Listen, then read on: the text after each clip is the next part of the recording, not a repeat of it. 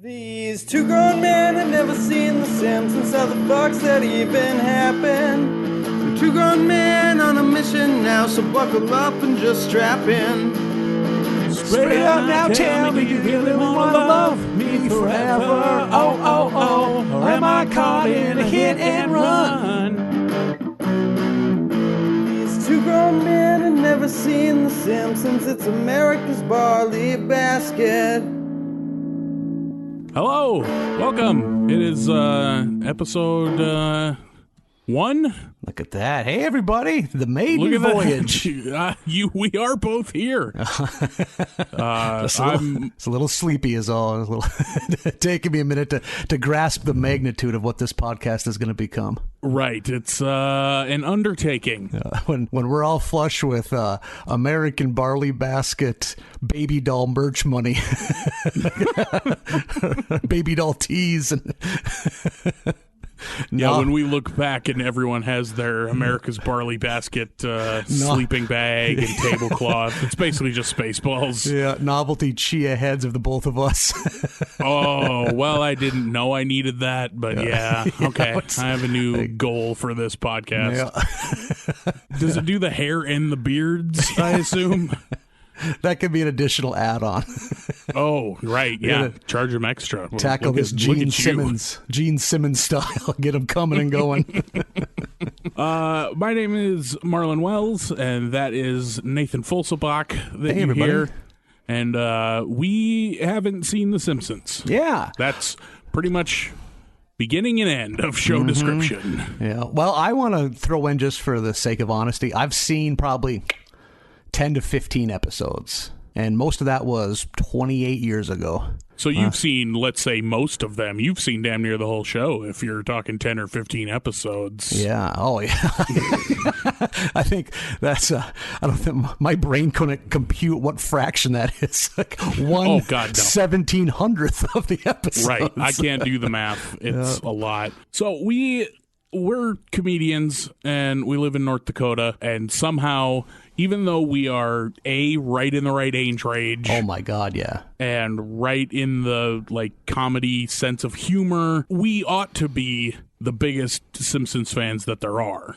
Exactly, yeah, but due to Fox's peculiar broadcasting in the late 80s into the late 90s, The Simpsons was a mystery to us. Yeah, so why don't you go ahead? What do you attribute this to? How did this happen you? I remember, because, The Simpsons, I was 9 when it came out, and it was just this huge phenomenon. But in my hometown, Western North Dakota was the second to last place in the continental U.S. to get a Fox affiliate. So you couldn't pull Fox off an antenna. But in my hometown, if you had cable, you could watch Fox, but all of us hayseeds out in the country, we were Foxless. And both Marlin and I are grew up in stoic, rustic Southwest North Dakota. Yep, out in cowboy country where they don't believe in recreation or joy. So we also didn't have The Simpsons. Yeah. Our Lutheran upbringings are staunch opposition to primetime adult-orientated animation. Right. It doesn't vibe one with the other. When I was a kid, we had PBS and CBS and NBC. And those were the three good God-fearing stations that you were able to watch television on. Yeah. And so ABC and Fox were for the heathens, and we just didn't have those. And continued to not until I was probably 13 or 14, maybe 15 years old when we got satellite TV. And then I still never watched The Simpsons because I was weirdly not allowed to for whatever reason. That was considered vulgar, dumb television that I was not able to be exposed to. And then for as far as the last 20 years go, I don't really have an excuse. I just never got around to it. Yeah, it's tough to start a race 15 years late, I don't want to brag, but up here in the Turtle Mountains of rural North Dakota, if you did have a good antenna, you could pull ABC. So we man. Yeah, we were Hollywooding it up here with our and actually the reason I was able to watch some early Simpsons is if I'd stay at my cousin's that lived in the hills, if you had a big enough antenna, you could pull CBC out of Manitoba. it was like which had Simpsons on it? Yeah, they had reruns of it. Like, I think they had like the first 10 episodes. They just showed them on a loop. It was like getting like bootleg TV in like Eastern Europe in the 80s. It was like contraband. It's like with that advertisements for Tim Hortons. I don't know what that Meanwhile, is. you're stuck in North Dakota going, what's a Tim Hortons? Yeah, I like donuts. Why don't we have these nice things? And you guys really lived large up in northern North Dakota. We did. The fact that you're very Hollywood compared to our meager tumbleweed-based upbringings I was of watching Southwestern. TGIF, never knowing how lucky I was. There you were in the dust, just praying, hoping someday to see Step by Step. Yeah, there I was, just slamming one rock into a different rock. You named them Larry and Belky for Perfect Strangers. I didn't even know what that meant. I just knew. You felt it in your heart. Yep. Larry and Belky, I guess. These are my rocks. I don't know what that means. Don't be ridiculous, Larry. Your parents watch concerned. He's 16. Just sitting in the dust in the yard. They just stand in the doorway, we'll hope for the best, I guess. Keep taking them to church. So, figure out why the Lord cursed us. Of all the boys in all of the classes, he's the rock boy. Okay. So we're gonna watch all of them. We're just gonna watch them all. And we're gonna do them in 5-episode chunks, so that if people want to watch along, we don't want that to be like, well, next week we're watching the first 30, because that's a lot to ask of people if they want to watch along. It's not a lot for us. We don't have a lot going on right now. Very true. We're going to do 5 at a time, which if I did the math right, this podcast is going to last 2.5 years. We will never live to see the end of this. Right. So we may as well. Here's where I'm coming from. The fact that we are of our age and of our kind of stylings and ended up being comedians, both of us, and like the fact that we've not seen The Simpsons is a rarity that needs documenting. Our story must be told. Yes, Nathan is the more poetic of the two of us. Inside us, a story yearns to break free about how these boys never waited till they were in the autumn of their lives to really do a deep dive into The Simpsons. Yep, the late afternoon of their years have decided to give The Simpsons a shot. I've heard it's very good. So I guess we will see. Yeah. So that's the journey that we're going on. Just you, the listener, and a couple of real sweaty boys. Yeah. I'm sitting in my childhood bedroom right now with my laptop and a underpowered lamp. It's like I'm writing my last will out here in the fading light. I hope to live to see when the episodes get super funny. Yeah, me too. I'm going to say that we have not seen the super funny episodes yet. No, we have not. here in episodes 1 through 5. So you want just get into it? Yeah, like my first comment on the first episode of season 1. Which this is Simpsons roasting on an open fire. Yeah. And this is for y'all, you Simpsons fans, you'll know this is when they get the dog, Santa's little helper. That's probably the biggest plot point that'll carry through it. I just want to say, bold move, starting a TV show with the holiday episode.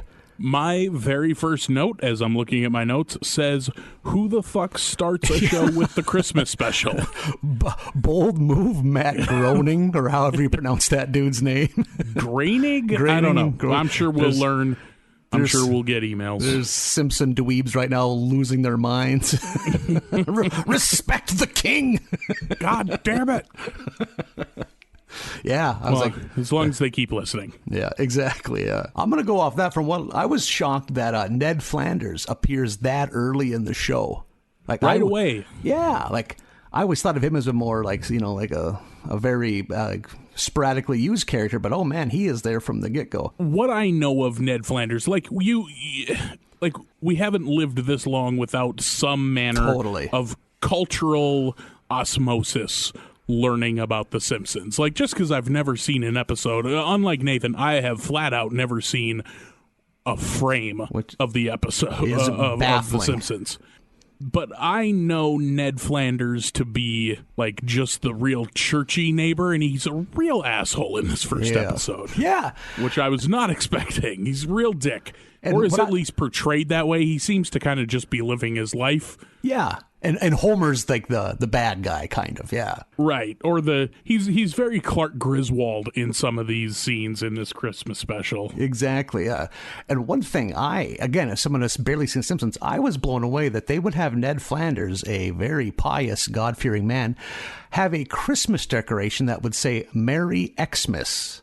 Oh, I didn't even notice that. That's a good point. I do not think Ned Flanders is the kind of guy that stands by calmly when someone takes the Christ out of Christmas.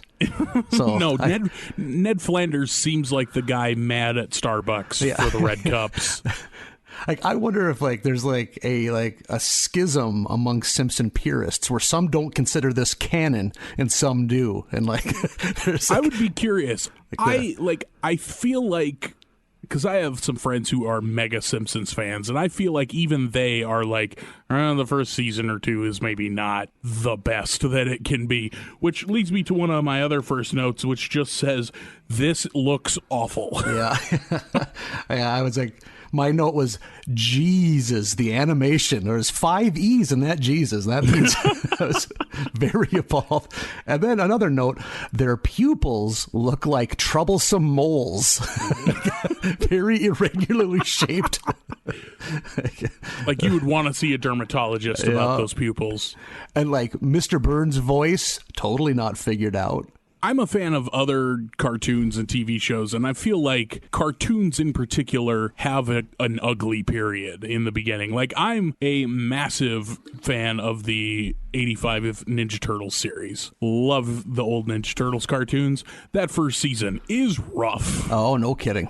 You have things like the wrong voices coming out of the wrong turtles, or turtles wearing the wrong bandana color. Like, there's a lot of little mistakes like that, and it just generally doesn't look awesome. So maybe it's just a thing with cartoons. And it's funny too, just like that and The Simpsons and South Park, the first seasons look like trash, and their content wise are not nearly as good as I'm sure they went on to be, but still mega hits. Right. Still took off from the beginning, as far as I know. I don't think The Simpsons, as far as ratings or popularity, was in the trash in the beginning. Yeah. Oh, and it's hard to to imagine how big The Simpsons were in 1990. It just exploded. I bet a tenth of all landfill waste is old Simpsons T-shirts from 1991. And rubber Bart dolls. Yeah, 5th grade boys that outgrew them. So this episode it starts out at a Christmas recital where you get just a taste of okay, Lisa seems to have her shit together and Bart is a little asshole. Seems like some early character establishment there that hey, this is how this goes. We get a shot of Marge writing out the Christmas letter, informing everybody that the cat is dead, but that they got a replacement cat, and just named it Snowball 2, which is a very, at least in my family, a grandmother move. I'm pretty sure my grandmother had 5 or 8 straight goldfish named Charlie. Just a new Charlie. Here we go. And it's amazing. I don't have the ambition to keep track, but in this episode, we got our first Homer Simpson dough. I don't know what how properly D''OH. Yeah. Yep. How many of these, Marlin, are you emotionally prepared for how many Homer's doughs we're going to hear by the end of this? Oh, man, I hadn't thought to keep track, but maybe we oughta. We're going to be changed men by the end of it. There was a brief moment when we were first talking about doing this podcast where I suggested as a podcast name, because you and I are both husky young gentleman, where I suggested that Doughboys be the name of this thing. Yeah, that was... Yeah. I'm frankly glad that didn't go through. Yeah. I have body image issues. Ooh. We are a little Homer and Barney shaped. Yeah, so. that's very... Barney also shows up later in this episode. Yes, yeah, very early Barney appearance. And you know what didn't appear much in this episode, Marlin? Laughter on my end. I wrote down, Mr. Simpson, you dropped your pork chop. That maybe made me smirk. That was I flatlined the rest of this episode.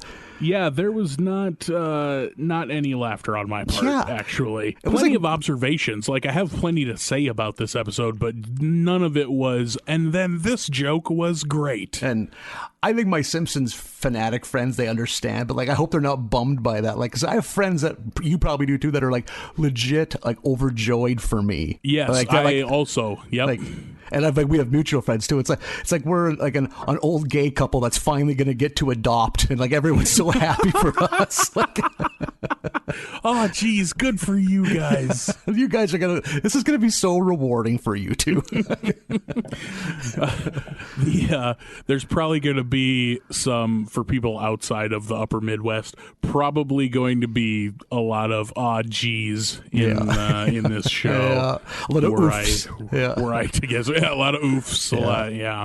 You'll have to apologize for our. No, actually, fuck it. I'm not going to apologize. I'm taking pride. I'm taking oof back. It's unironic. Midwestern nomenclatures. And to go on, like, the lack of any kind of comedy, and even without the lack of comedy, it was like sad. Like, this episode was like emotionally wrought.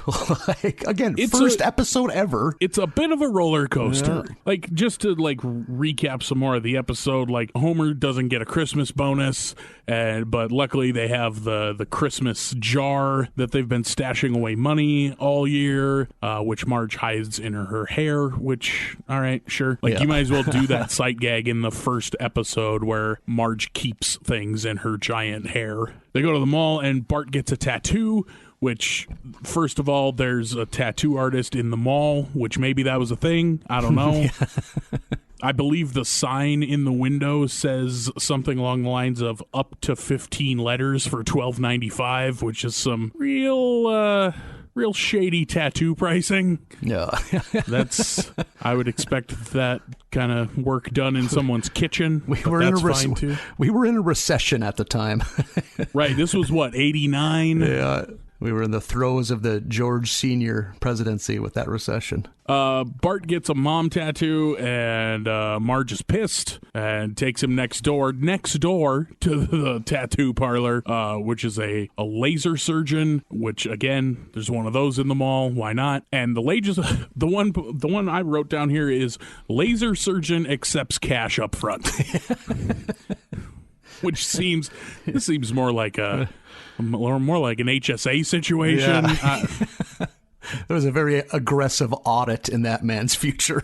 Oh, for sure. As far as next notable things, Bart gets the laser surgery. It takes all the cash away from their cash jar, and they show Bart at home, and his sisters are poking on the bandage on his arm, and Homer asks what that is, and Bart, I wrote this down. Bart says, it used to be a boss tattoo, and my note just says, can we please bring back boss? Oh, yeah. I've been trying on and off for the last 25 years. But I'll attack it with renewed vigor. Yes, we'll really push for boss. Really going to force it into conversation. Homer goes and buys some shit at the dollar store for cheap because he's trying to put on airs. Gets a tip from Barney at the bar that he could be a mall Santa. Barney here not looking like the Barney I know from just knowing. Yeah. Some characters switch ethnicities during the same episode. Oh my God. I have a note about that on a later episode as well.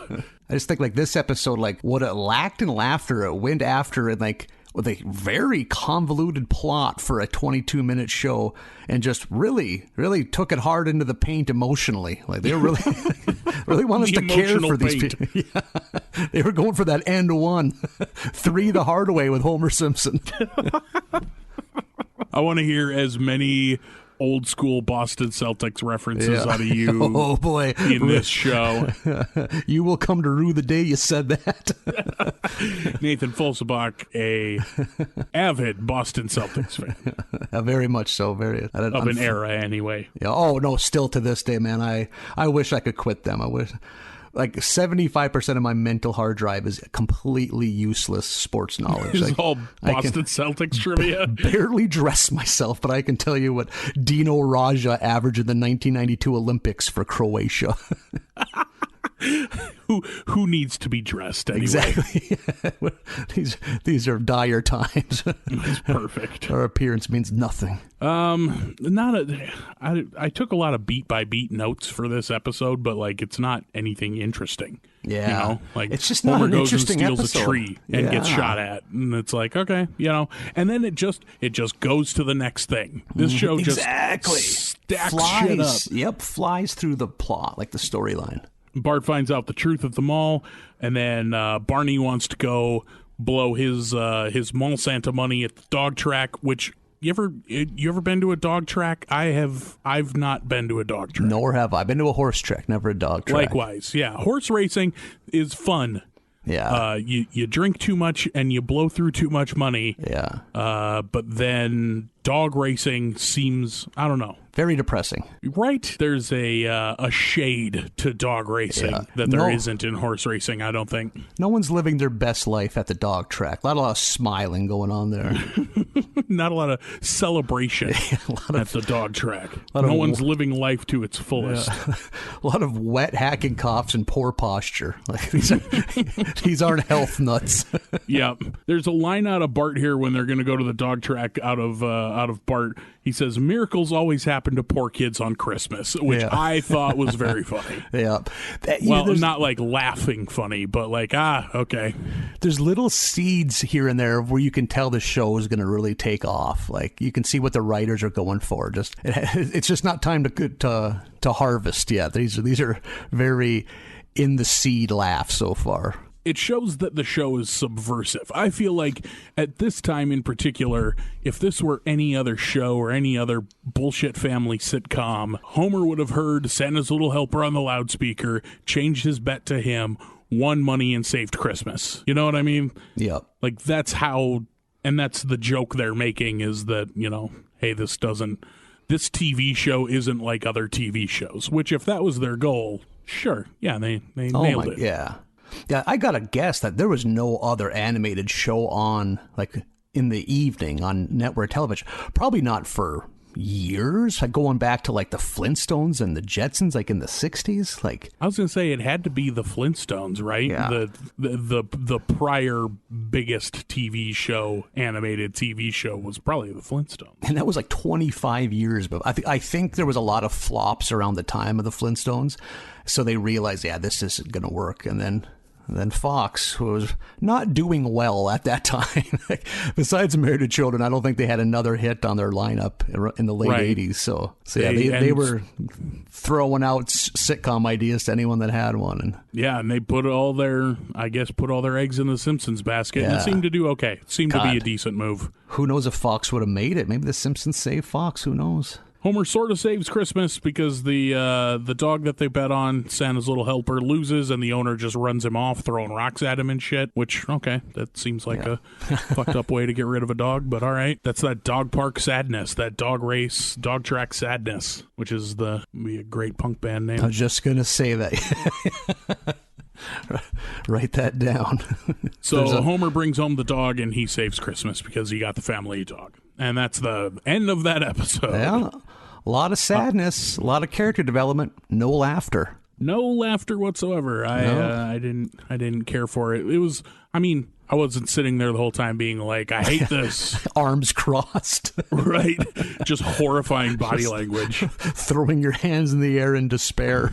What is this? Boo! Just booing the television. Introduce us to who the characters are, and that's about it. And there's in the credit sequence I had to make a note that it's like the classic Christmas family gathered around the piano singing Christmas songs, which I note that I have been around a piano with people on Christmas or in the vicinity of a piano. I have never seen that behavior in real life. Not once. I'm convinced that's just a thing people do on television. Yeah. So yeah, The Simpsons, they really stress that they're an underdog family that really loves each other. Yeah, and there was a lot of that throughout these episodes, I think. A lot of like, hey, we're super dysfunctional, but still a family at the end. But it doesn't feel eye-rolly the way that kind of message usually does for me. That's what I don't get about this so far. Like this show right off the bat, it's felt like conservatives were losing their minds. Like, oh, they're going to ruin the family dynamic. It's like, this show is wholesome as shit. Yeah. Like, they're hugging From all the the time. get-go. Yeah. Like, what was all the fuss? Like, I don't understand. Because like you said, there was hubbub around this thing. Oh my goodness, yeah. I was a part of like the 92 election, like George Bush, like sass talked the Simpsons and like, we need families to be less like the Simpsons and more like the Waltons. It's like, yeah, that'll gather your votes. Yeah, man. Get that Walton like you weren't already getting the Walton demographic. You already got the Waltons, George. You got to win over the Simpsons people. Oh, jeez. Well, he did. I mean, he won. Yeah, or maybe not that one. No, he not didn't win 92. That one, he got ousted. I keep forgetting he's a one banger by a young upstart from Arkansas. Plays the saxophone. Plays the saxophone. He does. Yeah. Episode 2, Bart the Genius. This I feel like looks a tiny bit better, but not by much. I feel like maybe that first one was a leftover, maybe, or something. It seems. Episode 1 seems different than all the rest of these. Yeah, I did notice though the moldy pupils are not an episode 1 phenomenon. There's still some troublesome pupils that sticks with you. Yeah, like real smudgy looking pupils in those eyeballs of theirs. But you're right. Other little things were tweaked to look better. It seems like not by much. We're still in the ugly years, but a lot of color goofs in this one. Like I don't know if you noticed this, but we get to see Bart's good friend Milhouse twice in this episode. Yep. And when he appears for the second time, he has apparently dyed his hair black. Yep. Some kind of early midlife crisis. Change up his look. Yeah. I feel like there's going to be a lot of those. The one that bothers me the most, and we saw it in the last episode, and we'll see it in later episodes, Barney's hair color matches his skin color. And it's creepy. I hate it. Yeah, ridiculous. My first note on this one just says, there's that fucking music. Yeah. That's because we didn't get the classic Simpsons music in the first episode. Oh, yeah. Good point. Because of the Christmas special. So the Simpsons harmony. And then what I'm going to call a way too long intro. I think the intro sequence to the Simpsons is maybe a little extravagant. Yeah. Masturbatory. I don't know what the word I need is, but it's a lot. Yeah, and there's I know they have like abbreviated versions of the intro as well. I think we even see one later in this batch. I didn't write it down. This is a as the title implies, pretty Bart heavy episode. Absolutely, yeah. Should I go over the plot here quick? Yeah, why don't you take the wheel on this one? Nathan, take the wheel. Oh, here we go, everybody. So maybe Simpson fans already know this.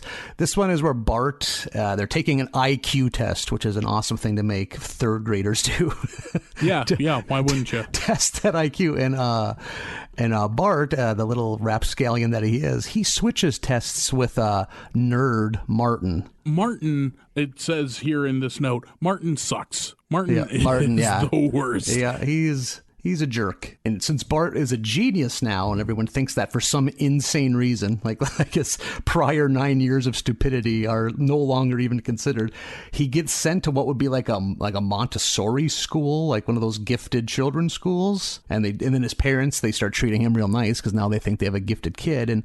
And Bart thinks he's going to like it because the school's very unstructured, but he kind of starts getting bullied by the nerds. a very rare phenomenon in nature, but sometimes nerds can be the bullies. I suppose if everyone there is considered to be a nerd, the nerdiest nerds are the de facto bullies. Oh yeah, good point. There's a moment when Homer first takes Bart to his first day of school. He has the moment of going to teach his son how to put on a tie, but it's a clip-on, and that is maybe the one like half laugh that this episode got out of me. He's like, "Let me show you how to put on a tie," and it's a clip-on. I'm like, okay, all right, clever. I think the funniest line that I wrote down was kind of at when Bart's whole his whole scheme falls apart and they realize that he's not smart. And then in typical early Simpsons fashion, Homer chases him around to deal some dad justice, which usually involves choking the child out or some kind of throttling. As they run roughshod through the house, Marge wonders what's going on. And Lisa just casually says, "I think Bart's stupid again, Mom." I got a kick out of that. But that was a nice touch. Yep, that's also a pretty solid joke. Yeah. And I noticed too, like towards the end, there's I think a lab explosion, and for some reason Bart needs to get washed in a tub out in the yard. And I noticed when because of the animation, the tub water looks like neon piss. So if that's something you might enjoy, and a man face plants into that neon piss, so that really tickles your fancy. Really drives the joke home. Yeah.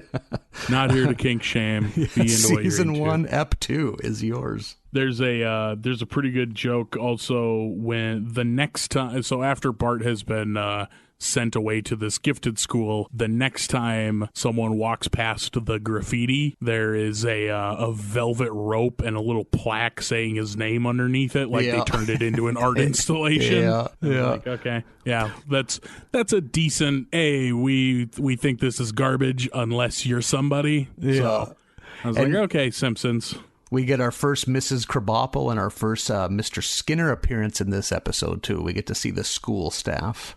And I don't know about you, but I found with this episode, the ending just seemed kind of forced. It was just like, because there's this huge reveal that like, hey, I'm not that smart, but I really loved how much like you guys like cared about me and how much effort you put into my well-being when you thought I was smart. And I really thought this time together mattered. And then it's just, why you little chase around the house, done. That's like, that's cut to credits. Like, okay, yeah, that didn't seem as well realized as it could have been, I guess. I think these early episodes are just them getting their sea legs. Yeah.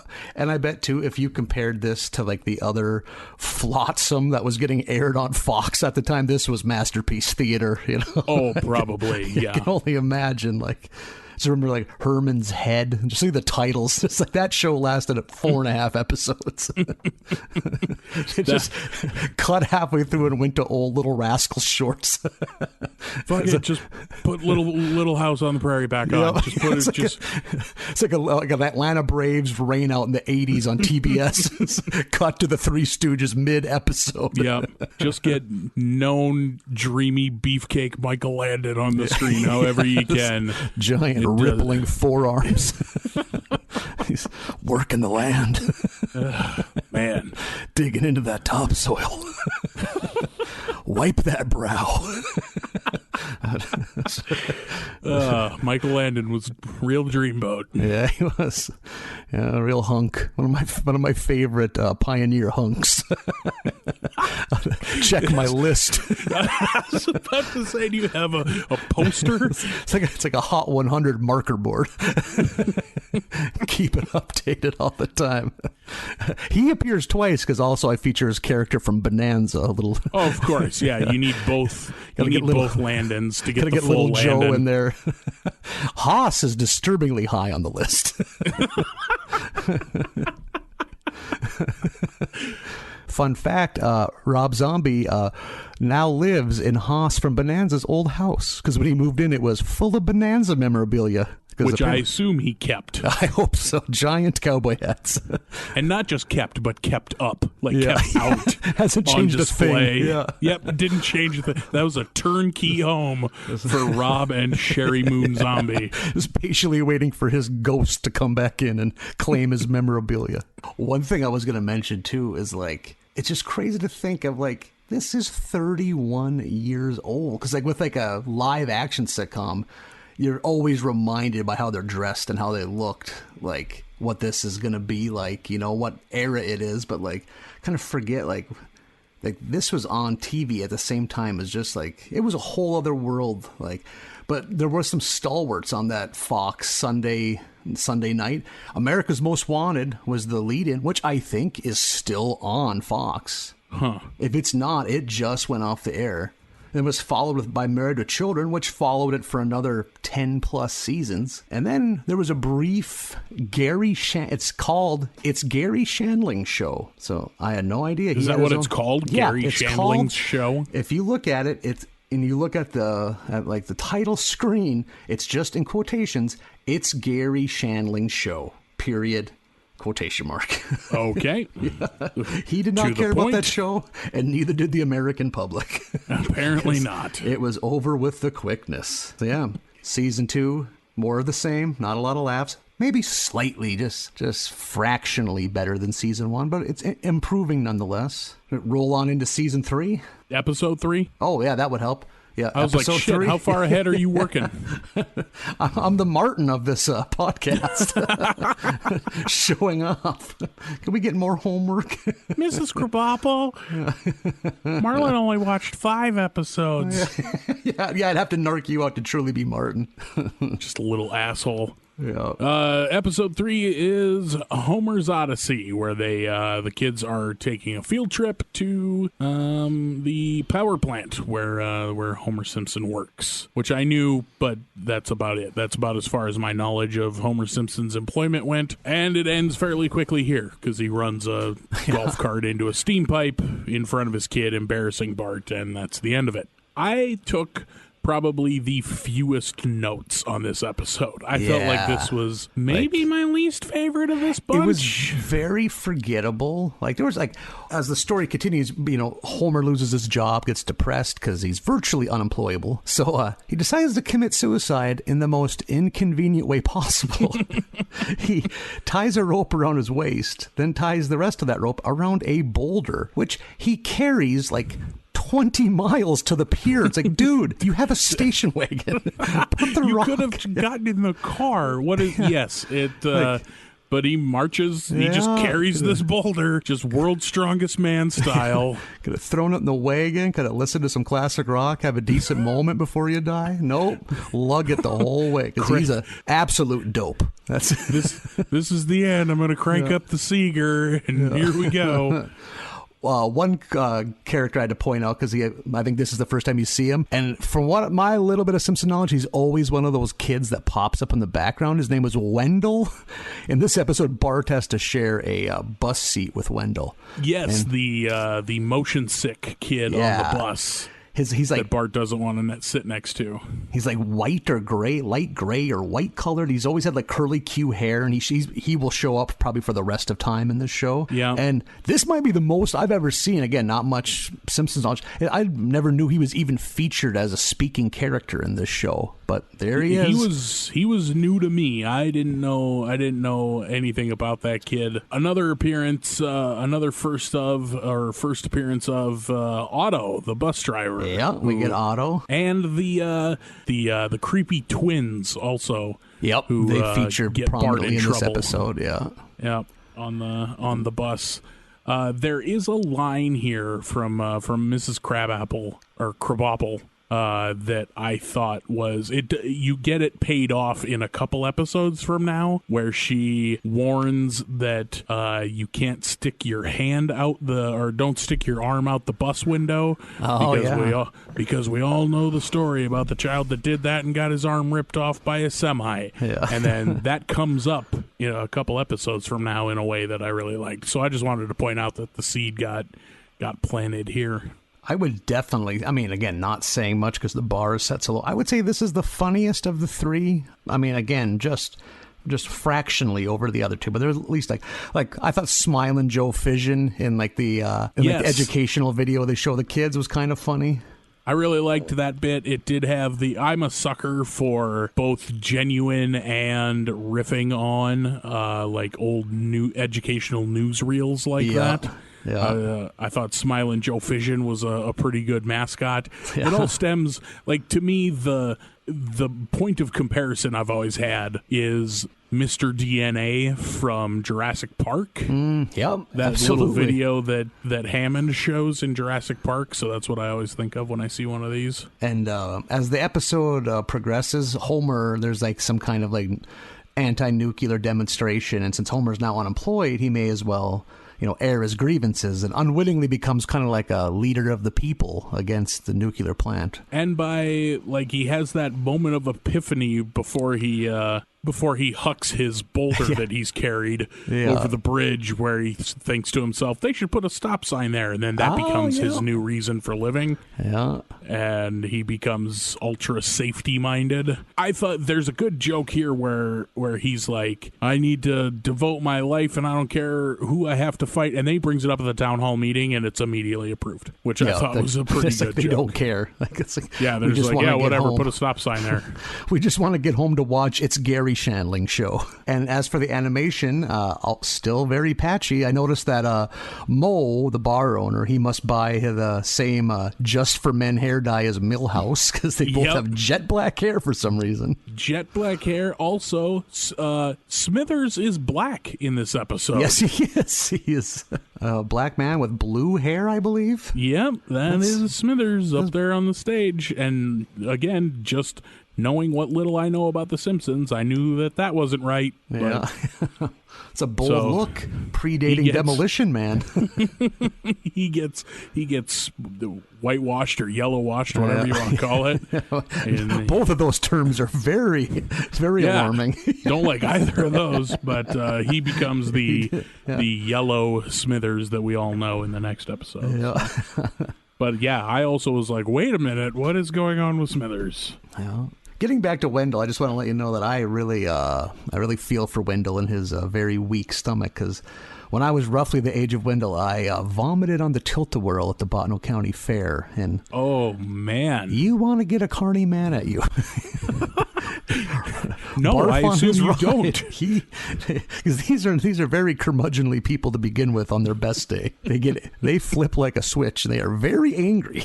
How old were you at this time, around about? 9 or 10, roughly the age of Bart, probably. Hurling on the tilt-a-whirl at the Bottineau County Fair. Before that, I took on any ride without a nary a worry. I can handle it. After that, cowardly.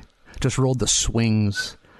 Just like a cuck, just on the swings. All my friends are on the zipper. There's one more round on the swings. Not me, guys. I like to keep my feet on the ground. I would always point to the carny to slow down. Just feet dragging in the dirt as the swing spun at 2 miles an hour. I just picture you in a bumper car, not moving, but admonishing all the other children. Hey, guys. Come on, take it easy. It's enough horseplay, fellas. This is a carnival? Well, wait. So this episode, episode 3, Homer ends up being like a bastion of safety, since he got the stop sign and all these other signs put in, and then takes on a job as the safety inspector at the nuclear power plant. So the episode ends this right back. Good old-fashioned sitcom television. Everything is back the way it was when you started. Exactly, yeah. What do you think? Onward to episode 4. Which I will give them. Naming props. There's no disgrace like home. Pretty decent. There we go. That's probably the most clever. The other ones are pretty self-explanatory so far, but they get a little fun with the wordplay there. I'm a sucker for good wordplay, so no disgrace like home. I'm pretty into.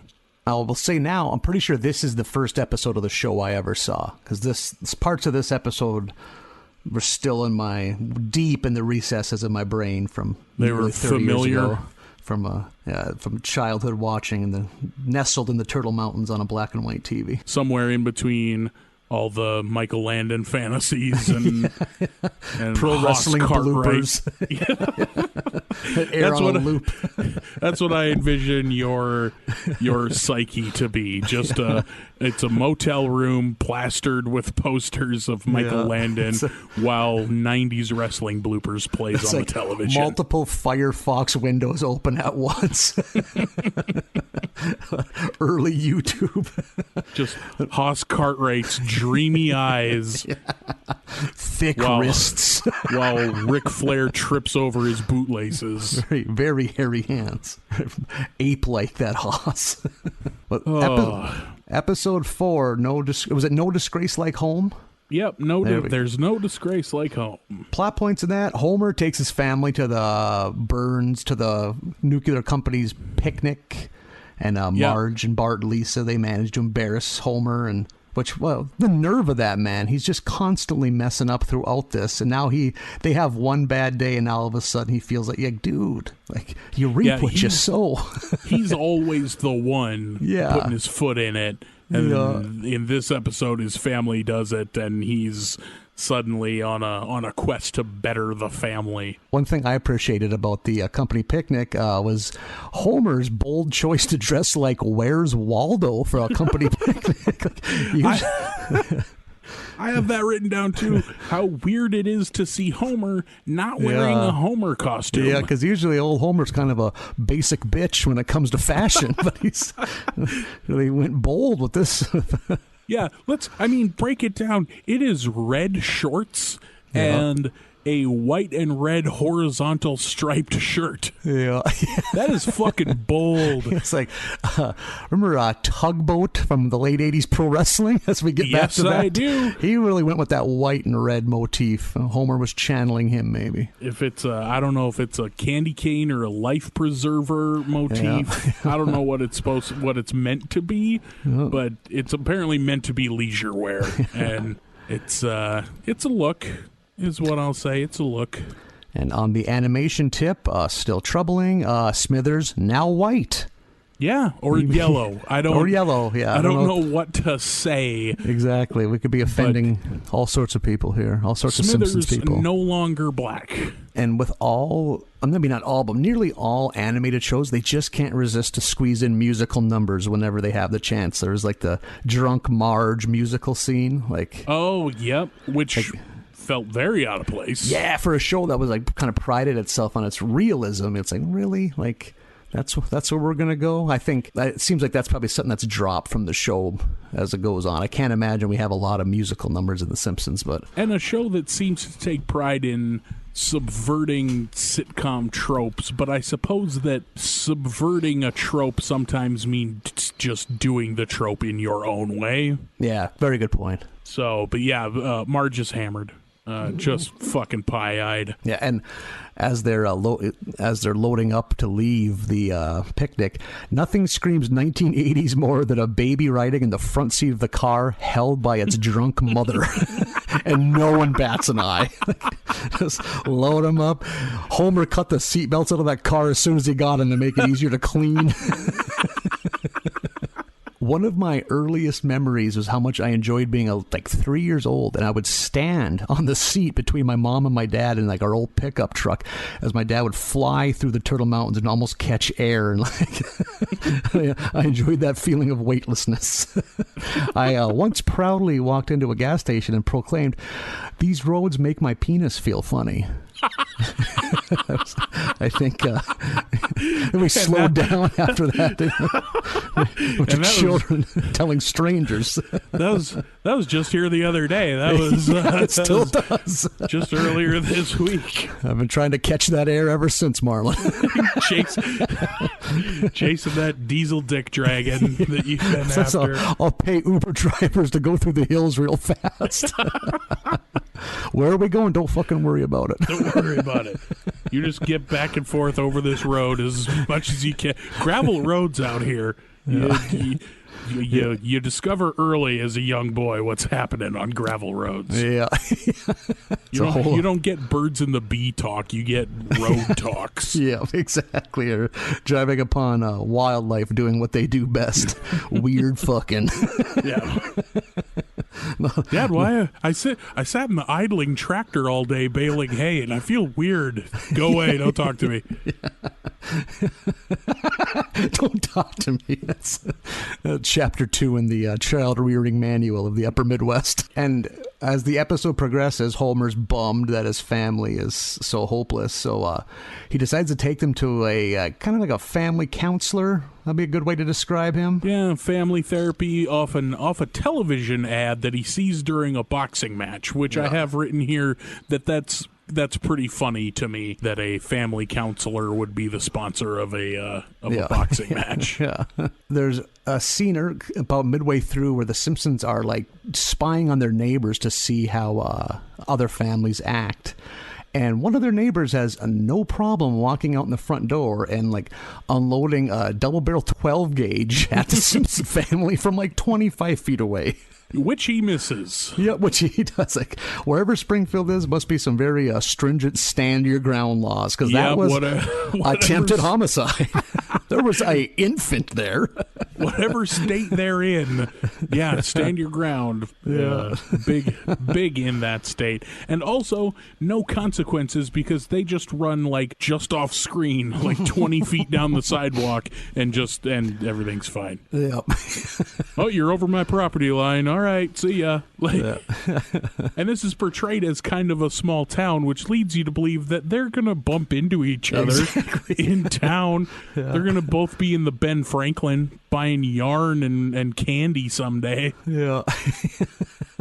But nope, out of sight, out of mind for the Simpson family.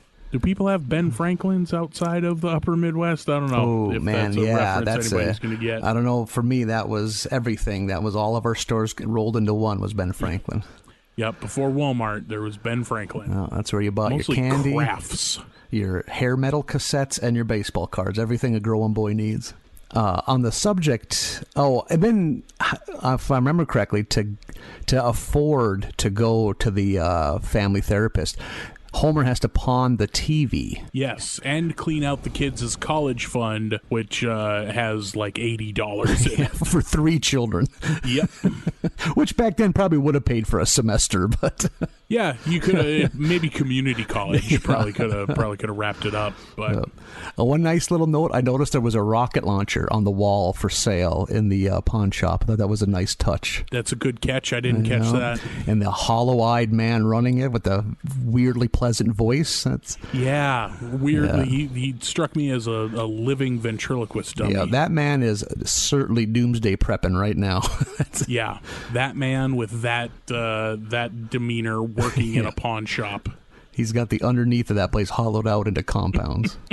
So as the episode progresses, they try different ways of getting through to the Simpsons to solve their issues, and they all end with tragically hilarious results because they are a very dysfunctional family. A lot of, like, I know at one point they get like foam mallets to take their aggression out, and I don't know if we've seen anything as adorable as watching Maggie hit Homer with a little foam mallet. Nope, that is probably the best thing I saw in this entire batch. Yeah, there we go. Maggie putting all of her infant weight into smacking Homer with a foam mallet. In my notes, Marlin, it says Maggie hitting Homer with that mallet was totes adorbs.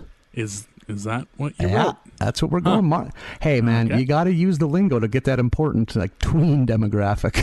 Okay, is that what SEO is? I don't know how to market this podcast. Is that SEO? Are we on fleek? Do we want to be on fleek, or do we not want to be on fleek? Do kids still say that? I don't think fleek's a thing anymore. I'm getting a headache. My eyes are starting to sting. I'm not good at this. Oh, God. We're bad at being cool, and always will be. Yep. We should. I sometimes try to force myself out of that box, but by God. Later on, I think it kind of ends when they hook wires to each other, and they decide to use some kind of weird shock therapy where each family member can shock the other. Can't see how that would ever work. No, I don't see that going well. To make a family love each other. And so they ended up they repeatedly shock each other, as one can expect. But which one of those goddamn maniacs was shocking Maggie? Maggie's like 8 months old. I thought the same thing, because they all have like their panel of buttons in front of them. And like Bart and Lisa go at it right away, of course. Yeah, totally acceptable. Like, I'm an only child, so I don't understand siblings. I don't get when siblings fight for no reason, but I've come to expect it. But yeah, then someone is shocking Maggie. Yeah. Like, okay, all right, psychopaths. Yeah. And they're shocking. Like, so they're all just shocking each other, and even Marge catches a few, and she seems kind of ambivalent in all this. And after the therapist realizes they are a hopeless case, he tells him to get out of his office. But Homer, shrewd as he is, say, "Hey, Buster, in the advertisement it said double your money back if you can't solve our family woes." So the Simpsons are now flush with cash, got $500, and they treat themselves to a 21-inch TV. I have that written down too. 21.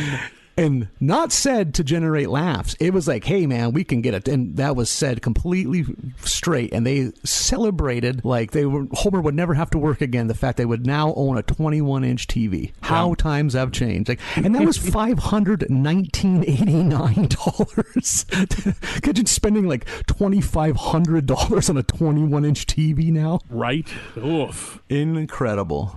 21-inch screen is not significantly bigger than the screen in the dash on my car. Yeah, no kidding. That's bonkers. 21 inches. Yeah, I also got a chuckle out of that. Yeah. The one thing with this episode that I thought was interesting, I guess, or whatever you want to call it, is at least up here, up in North Dakota, the idea of a dad taking his family to therapy would be so foreign to me, especially at this time in '89. Are you kidding me? Yeah. I don't know what the rest of the world was like in 1989 or in other places, but therapy, not a thing where we come from. We would have had to have driven 350 miles for the nearest therapist. Right. Because that's some Red River Valley stuff there. Right. That's that fancy head doctor That's Western Minnesota, if you ask me. Not something that I'd have grown up with. My hot regional politic takes. By calling Red River Valley Western Minnesota. Yeah. We're saying it, Marlin. No holds barred on America's Barley Basket. Oh, man. America's Barley Basket got blue this week. Did you hear what Nathan said about the Fargo-Moorhead area? They're fancy. There, I said it. Episode 5, Bart the General, which is a bullying episode. We get introduced to Nelson the Bully. A lot of Nelson in this one, and a lot of Grandpa. Grandpa plays a big role. I think first time we really see a lot of him. A lot of Grandpa. He showed up in the he's around the piano during the bullshit piano that doesn't happen in real life in the Christmas episode. He might have shown up a couple other spots, but yeah, a lot of him here. Bart is, I'm just going through my notes here. Bart is giving Lisa shit for being as he calls her, an apple polisher, which I thought is a real good insult for a teacher's pet. And then Bart runs afoul of Nelson, who decides to whoop Bart's ass later that day, and very violent. Yeah, the sequence of Bart getting beat up is just shot from Nelson's first-person perspective, and it's just Bart's just stationary face as Nelson just jabs and jabs and jabs and just knocks the dog shit out of Bart. There are orbital sockets being crushed, like he is just getting turned to mush. Yeah, like comparing a cartoon to real life for laughs probably would get old, but in this case in particular, Jesus Christ. Someone stop this. Yeah, but again, God bless the late 80s. That was, if you were outside of the school, they just wiped their hands. They had their own family fish to fry. They didn't have to deal with kids after the bell rang. Bart goes home, and Homer tells him that he has to fight, and Marge wants him to talk it out. So I guess we've established the two different parenting styles among the two. Homer says here at some point, when Marge suggests that Bart tell his teachers, Homer says, quote, "Violate the rules of the schoolyard? I'd rather he die." Say what you want about him. He's a man of honor. Speaking of which, he immediately teaches Bart how to fight dirty. Throw mud in the eyes, kick him in the balls, whatever you need to do in order to win the fight. So Bart goes back to Nelson the next day and tries to employ those tactics, and immediately catches a beat down again. He's realized that he cannot do this on his own. Nelson Muntz has some very severe glandular issues. He has like the body of a 55-year-old man. Giant head. Is he, I guess we don't establish if he is meant to be Bart's age or if he is one of the older kids picking on the younger kids. But yes, he is very clearly not of the same ilk. He's a head taller than everyone else on that playground.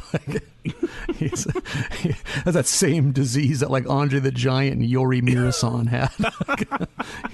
There's a tumor that needs to be nipped real bad in that boy. Yep. Otherwise, gonna be walking with a cane in his 20s. Yeah, just gonna say he's a 19-year-old kid with a walker. Tennis balls on the bottom, the whole thing. Lisa jumps in here and suggests that Bart talk to Grandpa, who takes him to a military surplus store, and this is where we get the payoff of what I had mentioned earlier. The crazy prepper who runs the military surplus store only has one arm, and when Bart asks why he only has one arm, he tells him he stuck his hand out of a bus window and it was taken off by a truck. Which is what Miss Krabappel had warned of just a few episodes ago. So I thought that was clever. That like, hey, you called back to this thing from a couple episodes ago. So I have a hunch. Going to see a lot of that as this show progresses. I bet there's going to be a lot of that because kind of seem to build their own little universe with the Simpsons. And then Bart assembles an army of other bullied kids and they take down Nelson, and sitcom style, everything's back to normal at the end of the episode. And so far, not a lot of pop culture, a lot of pop culture callbacks or anything like that. But there is a scene where Bart is kind of like the general, like preparing his army, and one of the kids, he can't hack it, and his nerves are bad. And Bart smacks him and says, "I won't have any cowards in my army." And that's from the movie Patton, 1970 Best Picture winner, I believe. George S. Scott as Patton. That's a reference that'll definitely get us some teen listeners. Yeah. You do know how to appeal to the kids. If I know children, I know that they love George C. Scott. They love the flag scene where he's just giving the pep talk. Yep. That's what the kids are into. The kids they love their curmudgeonly, born in the 20s actors leading men. They love a good cigar chomping general. A good scowl. We haven't really touched on the animation yet. I feel like it's improved. The mole pupils are looking downright healthy, I would say. I need to go back. I don't think I at least didn't notice them enough to be bothered by them. Oh, if you I must have just paused it at the right time. Sometimes it looks like they forgot to add pupils, and someone just shoved their thumb in some ink and mushed them on. like, whoa. Those are not properly developed. Isn't that a symptom of something? Exactly. Do you guys have all the Simpsons have jaundice? Yeah. Well, that would explain the yellow, I guess. Yeah, I suppose. Yeah, okay. That's just the first disease I thought of. But maybe sure, it's like all 30-odd seasons are just one fever dream of a jaundice-ridden man. All happens in an instant. 10 years from now when the show is over, it's going to be like just a PSA for kidney diseases. Yeah. And this episode is a PSA for only trust military surplus stores if their owners are missing limbs. That's a sign of a good... That's how you know you found a good one, for sure. Yeah. That dude tests the grenades he buys in a box off the internet. Sometimes you get the occasional dud there. There is a line out of him when they first visit him in the military surplus store where he offers up something along the lines of, "Can I interest you in some Nazi underwear?" Yeah. Because I'm sure I feel like every military surplus store in this country has some Nazi memorabilia on the bottom shelf. Oh my goodness! In the back room. The best thing about Army surplus was like the weird, like it's like 7,000 pairs of irregular gloves from the Czech Army, and then like one like commemorative Dallas Cowboys plate. It's always this weird mix. Right. Like, why is any military surplus store worth its salt is also a pawn shop. Oh, for sure. To be trading going on. I'm shocked that the military surplus store and the pawn shop from the previous episode where they pawned the TV was not just the same store. They share the same back room, yeah. Well, I did notice when they walked to the pawn shop in the earlier episode, it's right next to an upscale women's shoes store. I didn't catch that. That's a location. Right. First rule of real estate. Is it meant to be that you pawn something and then go buy expensive shoes? Or do you kick in that window, steal the expensive shoes, and then pawn them? Maybe. Yeah, I'm going to say dealer's choice. I'm going to say it's an either or. That's a decision we all have to make some point in life. Yeah, that's a heat of the moment decision being made between women's shoes and pawn shopping. Yeah. And then the end of this episode, it's pretty much they all of the kids team together and they're able to conquer Nelson. They draw up like kind of an agreement. An armistice. Almost like an armistice pact. That'd be the proper term. Yep. We see that like for now the battle is over, but we know that there's going to be plenty of Bart and Nelson hijinks down the road. You pull all the troops out, but there's still going to be flare-ups here and there. It's, war of the 20th and 21st century is never ending. So, but that's it. That's 1 through 5. We did it. Like, I'm enjoying it, but I won't say that it's amazing. Goodness, no. Yeah. And I think even Simpsons fans would not say it's amazing. Yeah, you're a little overzealous if you ask me, if you're gonna go to plate for these episodes being super funny, because I ain't seeing it. I feel like it's decent bedrocking, like it's decent. Absolutely, it's decent foundations being laid. Of like, hey, Bart's the troublemaker. Like, I haven't looked ahead, but like we've established several things. I'd wager we're gonna get a Lisa is the brainy one episode. Yeah, totally. Yeah, I feel like we're getting sort of introductory chapters to all these characters, and then we'll cut them loose. And again, too, like it's not like they're getting in the ring with all these other just amazing sitcoms at the time. Like, I doubt like a typical episode of Mr. Belvedere would have like had me rolling on the floor laughing last night. Like, right? Yeah, they probably were as good or probably better than whatever else was on TV. Oh yeah. Yeah, there's probably like 5 sitcoms from that whole era that stand up right now, like that aged even remotely well. And we were not a television family, so like even the 3 channels we did have, we weren't watching much of it. So I don't really have a frame of reference for what else was on TV at the time. The Fulsabucks were a must-see TV family. A lot of Cheers, a lot of Cosby Show. Some of the Monday night stuff on CBS, a lot of Designing Women. There we go. We could do a deep dive in that later. Oh, maybe that's the next podcast. We could on that show we could have guests. We could get like Delta Burke, Gene Smart, or Annie Potts could talk to us. Welcome to Designing Fellas with Marlin and Nathan. We could get the real tea from behind the screen. God. All that drama. My family watched, besides sports, Saturday night was Gunsmoke followed by American Gladiators. And that's about as much television as we watched. Yeah, good. Gladiators probably a CBS affiliate for you. I know it was for me, I think. It was our channel 13. Yeah, both of those were CBS, and it was one right into the next, and it was a highlight of the week because it wasn't over till like 11, so that was staying up late for young Marlin to watch James Arness as Matt Dillon. Yeah, see what he and Festus are getting up to this week, and then watch American Gladiators. Do you know that Miss Kitty, I believe, died of AIDS? Because her husband, who she married just like to help kind of protect his reputation, it was a very different time. He was a gay man, and he gave Miss Kitty AIDS. Yeah, let's end it on a high note. What a banger to go out on. Okay, yeah, no, Miss Kitty. I believe that is the case.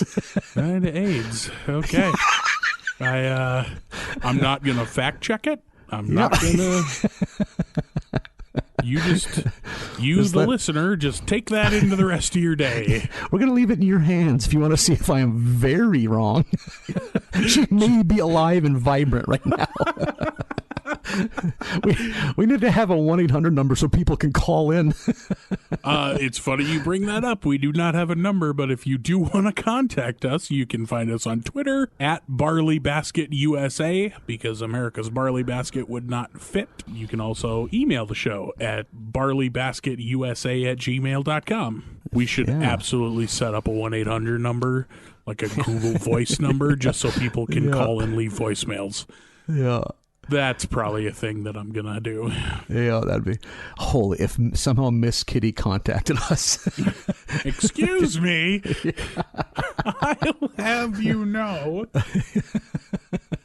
I am alive and kicking. She would be a very old woman. Your AIDS story is 100% fabricated. All right, well, we need to go do research on Miss Kitty. We will do this again next week. 5 more episodes. Sound good to you? Ready to pound out 6 through 10? Yeah, we will be watching Season 1, Episodes 6 through 10 of the hot new show that everyone's talking about, The Simpsons. See you next week, everybody.